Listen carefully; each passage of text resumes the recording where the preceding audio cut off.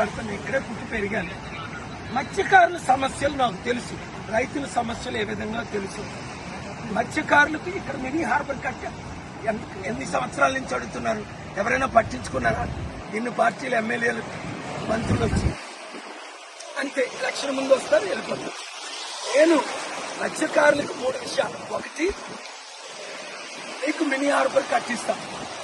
2, మీరు fish export చేయడానికి మంచి అవైలబిలిటీ ఫెసిలిటీస్ అన్ని నేను ఇస్తాను. 3, నేను మీకు ఆర్థికంగా అన్ని విధాల 5 లక్షల కోట్లు ఇచ్చిన మిమ్మల్ని ఆదుకోలేను. కనుక మత్స్యకారులందరూ ఇంతవరకు వాళ్ళకి అవకాశం ఇచ్చారు. ఇప్పుడు నాకు విశాఖ ఎంపీగా కొండ గుర్తుకు ఓటేసి సీరియల్ నెంబర్ 16 ఒక్క అవకాశం ఇవ్వండి. మన విశాఖని ప్రపంచంలో బెస్ట్ పోర్ట్ సిటీగా